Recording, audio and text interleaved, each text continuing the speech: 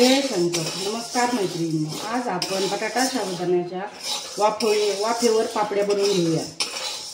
त्यासाठी आपण आज अगोदर साबुदाणा भाजून घेऊया आणि मग मिक्सरमध्ये बारीक दळून घेऊ.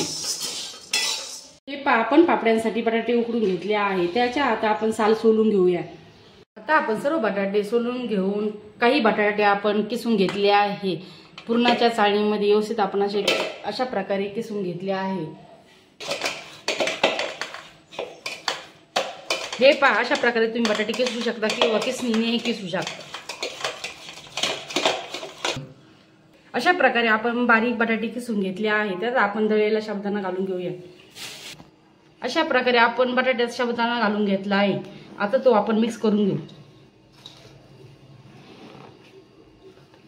साबुदाणा आपण मिक्स करून घेतला आहे. आपण दळलेली हिरवी चटणी घालून घेऊया.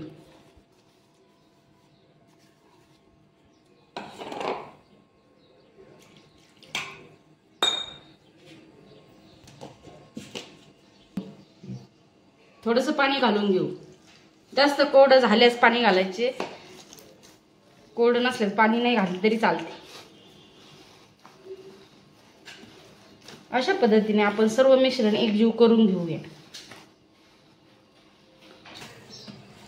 हे पहा, आपण अशा प्रकारे पीठ मळून घेतले आहे. आता आपण ते एका चाळणीत वाफायला ठेवूया.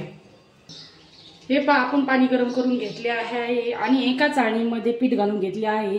आता हे पीठ पाण्यावर वाफायला ठेवून घेऊ. एक झाकणी घालून घेऊया. हे पहा, अशा प्रकारे आपले पीठ चांगले वाफवून झाले आहे. आता आपण हे पीठ एका कटोऱ्यात काढून घेऊया.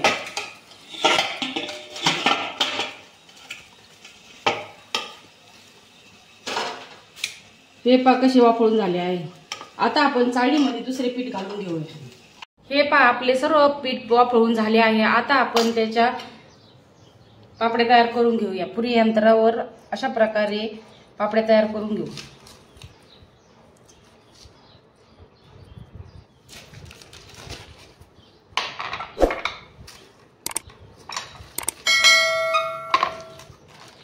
हे पहा, अशा प्रकारे आपण सर्व पापड्या तयार करून घेऊ.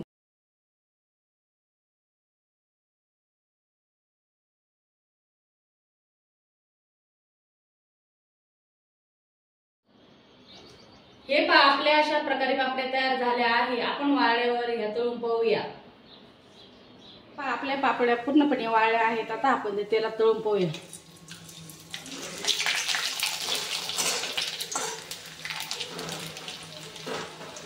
पहा, पापड्या कसे छान फुलून राहिले.